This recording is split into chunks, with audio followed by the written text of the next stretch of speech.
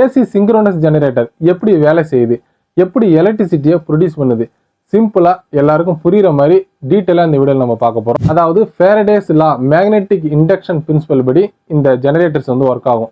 So ஒரு copper ஒயரை magnetic ஃப்ளெக்ஸுக்கு இடையில நம்ம வந்து அந்த ஒயரை வந்து நம்ம சுற்றணும் அப்படின்னா கரண்ட்டை கடத்தக்கூடிய அந்த மின் கடத்தி அப்படிங்கிற அந்த ஒயர் வந்து அந்த ஃப்ளெக்ஸில் வெட்டும்போது அந்த ஃப்ளெக்ஸை வெட்டும்போது அதில் இஎம்எஃப் அப்படிங்கக்கூடிய எலக்ட்ரோ மோட்டிவ் ஃபோர்ஸ் வந்து கிரியேட் ஆகும்.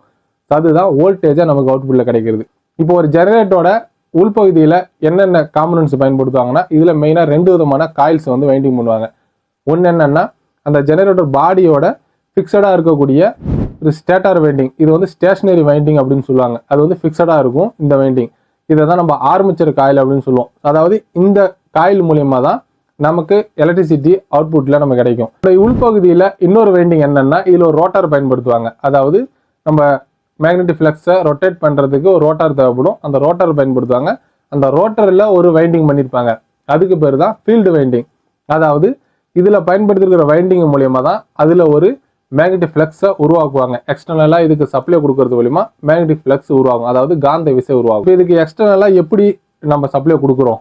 இப்போ இதை பார்த்தீங்க அப்படின்னா ஜெனரேட்டரை பொறுத்த வரைக்கும் எக்ஸிட்டர் காயில் அப்படிங்கிற ஒரு காயில் பயன்படுத்துவாங்க. அதாவது ரோட்டரோட ஷாஃப்ட்டுக்கு முற்பகுதியிலேயே ஒரு எக்ஸிட்டர் காயில் வந்து தனியாக பயன்படுத்துவாங்க.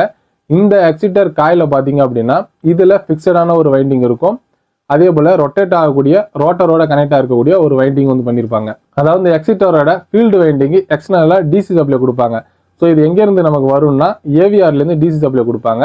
ஏவிஆர் அப்படிங்கிறது ஆட்டோமேட்டிக் வோல்டேஜ் ரெகுலேட்டர். ஸோ இதிலேருந்து டிசி சப்ளை எக்ஸிட்டரோட காயிலுக்கு வரும்.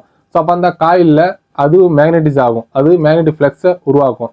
அப்போது ஜெனரேட்டர் சுற்றும் போது அது உள்ளே இருக்கக்கூடிய அந்த குட்டியாக இருக்கக்கூடிய ரோட்டர் பார்த்தீங்க அப்படின்னா அந்த ஃப்ளக்ஸை அது வெட்டும்போது அந்த காயிலில் ஆர்மேச்சர் காயிலில் வந்து எலக்ட்ரிசிட்டி ப்ரொடியூஸ் ஆகும். அந்த எலக்ட்ரிசிட்டியை ஷாஃப்டோட கனெக்ட் பண்ணி இந்த ரோட்டர் இருக்கு இல்லையா, ரோட்டரோட அந்த ஃபீல்டு காயிலுக்கு சப்ளை போகும். ஸோ அந்த ஃபீல்டு காயிலில் உருவாகக்கூடிய அந்த மேக்னெட்டிக் ஃப்ளக்ஸு அந்த ஸ்டேட்டர் வைண்டிங்கில் இருக்கக்கூடிய ஆர்மேச்சர் காயிலில் வெட்டும்போது அந்த காயிலிருந்து நமக்கு அவுட்புட்டில் வோல்டேஜ் சப்ளை நம்ம எடுத்து பயன்படுத்துகிறோம். ஸோ இந்த வீடியோ உங்களுக்கு பிடிச்சிருந்தது, இந்த வீடியோ உங்களுக்கு புரிஞ்சிருந்தது அப்படின்னா லைக் பண்ணுங்கள், சேனலை சப்ஸ்கிரைப் பண்ணுங்கள், மற்றவங்களுக்கு இதை ஷேர் பண்ணுங்கள்.